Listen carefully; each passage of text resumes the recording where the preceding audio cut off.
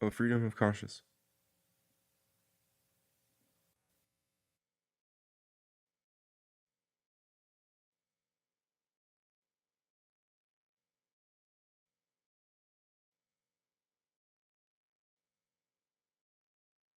It is ordinary to see good intentions, if they are carried out without moderation, push men to very vicious acts. In this controversy on whose account France is at present agitated by civil wars, the best and soundest side is undoubtedly that which maintains both the old religion and the old government of the country. However, among the good men who follow that side, for I speak not of those who use it as a pretext either to wreak their private vengeances, or to supply their avarice, or to pursue the favor of princes, but of those who follow it out of true zeal toward their religion and a holy concern for maintaining the peace and the status of their fatherland. Of these, I say, we see many whom passion drives outside the bounds of reason, and makes them sometimes adopt unjust, violent, and even reckless courses. It is certain that in those early times, when our religion began to gain authority with the laws, zeal armed many believers against every sort of pagan books, thus causing men of letters to suffer an extraordinary loss. I consider that this excess did more to harm the letters than all the bonfires of the barbarians. Of this, Cornelius Tacitus is a good witness. For although the Emperor Tacitus, his kinsman, have by express ordinances populated all the libraries in the world with his works, nevertheless, not one single complete copy was able to escape the careful search of those who wanted to abolish them because of 5 or 6 insignificant sentences contrary to our belief. They also had this habit of readily lending false praises to all the emperors who helped us, and of universally condemning all the actions of those who were hostile to us, as is easy to see in the case of the Emperor Julian, surnamed the Apostate.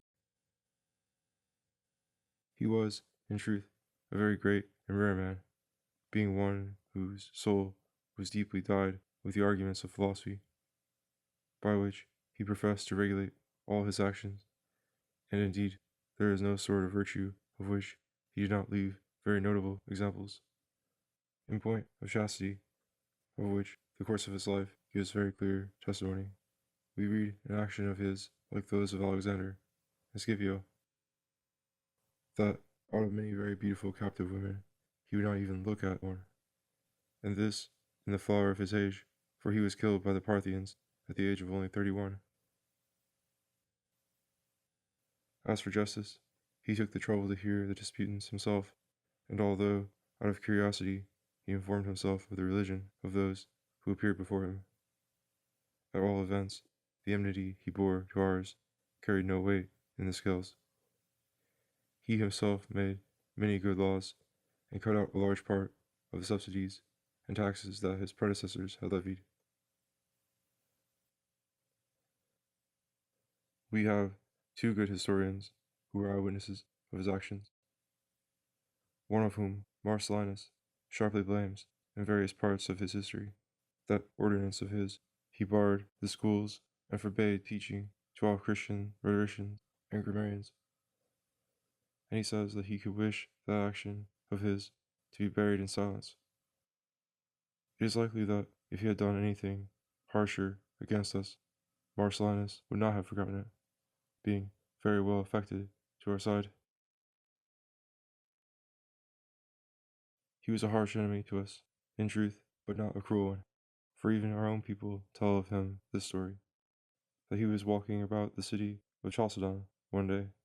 Marius, the bishop of the place, actually dared to call him a wicked traitor to Christ, and that he did nothing about it except to answer, "Go, wretched man, and weep for the loss of your eyes." To which the bishop further replied, "I give thanks to Jesus Christ for having taken away my sight, so that I may not see your impudent face."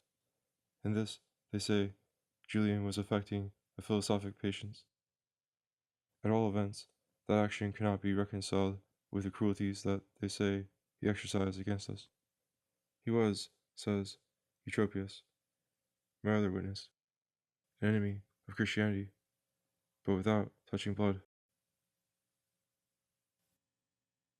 Note: in the editions before 1588, Montaigne here gave his opinion of the falsity of the story that Julian died with the words, "Thou hast conquered, Nazarene," or "Be content, Nazarene," on his lips. Inasmuch as the 1588 edition was the first since 1580 that he worked over carefully, his suppression of it in 1588 may have been in response to the observations of the papal censor. At all events, after 1588, he restored these remarks with very little change from their original form. End note. And to return to his justice, there is nothing in it that can be accused except the severities he practiced at the beginning of his reign against those who had followed the lead of Constantius, his predecessor. As for his sobriety, he always lived a soldierly life, and in full peacetime he ate like a man who was preparing and inuring himself to the austerity of war. The vigilance in him was such that he divided the night into 3 or 4 parts, of which the smallest was the one he gave to sleep. The rest he used to inspect in person the state of his army and his guard, or to study, for among other rare qualities of his, he was very outstanding in every kind of literature. They tell of Alexander the Great that when he was in bed, for fear that sleep would divert him from his thoughts and his studies, he had a basin placed next to his bed and kept one of his hands out with a little copper ball in it, so that when sleep stole over him and relaxed the grasp of his fingers, this little ball would awaken him by the noise of its fall into the basin. But this man had his soul so intent on what he wanted, and so little muddled with fumes by virtue of his singular abstinence, that he easily dispensed with that artifice. As for military ability, he was admirable in all the qualities of a great commander, and indeed he spent nearly all of his life in the constant practice of war, for the most part with us in France against the Germans and Franks. We have hardly any memory of a man who faced more risks, or who more often put his person to the test. His death has something about it like that of Epaminondas, for he was struck by an arrow and tried to pull it out, and would have done so, but that, the arrow being sharp, he cut and disabled his hand. He kept demanding incessantly to be carried back into the melee in the same state, to encourage his soldiers, who contested this battle very courageously without him, until night separated the armies. He owed to philosophy the singular contempt in which he held his life and all human things. He had a firm belief in the eternity of souls.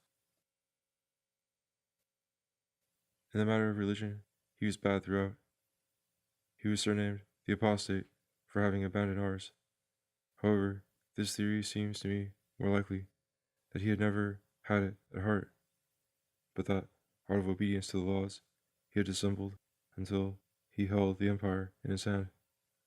He was so superstitious in his own religion that even those who belonged to it in his time made fun of him, and they said that if he had won the victory over the Parthians, he would have exterminated the race of oxen from the world to satisfy his sacrifices.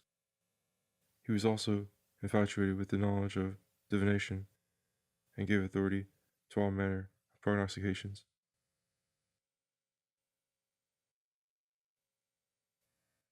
He said, among other things, as he was dying, that he was grateful to the gods and thanked them because they had not willed to kill him by surprise, having long before informed him of the place and time of his end, or by a soft and slack death, better suitable to idle and effeminate persons, or by a languishing, prolonged, and painful one, and that they had found him worthy to die in this noble fashion, in the course of his victories and the flower of his glory.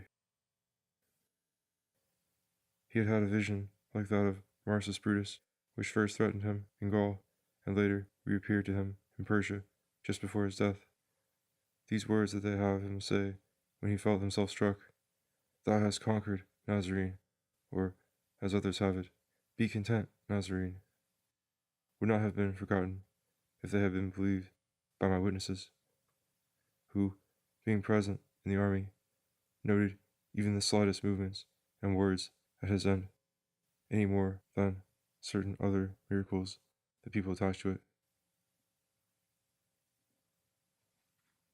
And to come to the subject of my discussion, he had incubated paganism, says Marcellinus, for a long time in his heart, but because all his army was composed of Christians, he dared not reveal it. Finally, when he saw himself strong enough to dare to proclaim his will, he had the temples of the gods opened and tried in every way to set up idolatry. To attain this effect, having found the people in Constantinople at odds and the prelates of the Christian Church divided, he had them come to him at the palace and earnestly admonish them to lull these civic dissensions, and urge that each man should serve his own religion without hindrance and without fear. This solicitation he made very urgently, in the hope that this complete freedom would augment the schisms and the factions that divided them, and would keep the people from uniting and consequently strengthening themselves against him by their concord and unanimous understanding. For he had learned by experience from the cruelty of some Christians that there is no beast in the world so much to be feared by man as man. Those are very nearly his words, wherein this is worthy of consideration, that Emperor Julian uses to kindle the trouble of civil dissension, that same recipe of freedom of conscience that our kings have just been employing to extinguish it. It may be said, on the other hand, that to give factions a loose rein to entertain their own opinion is to scatter and sow division. It is almost lending a hand to augment it, there being no barrier or coercion of the laws to check or hinder its course. But on the other hand, one could also say that to give factions a loose rein to entertain their own opinions is to soften and relax them through facility and ease, and to dull the point, which is sharpened by rarity, novelty, and difficulty. And yet, I prefer to think, for the reputation of our king's piety, that, having been unable to do what they would, they have pretended to will what they could.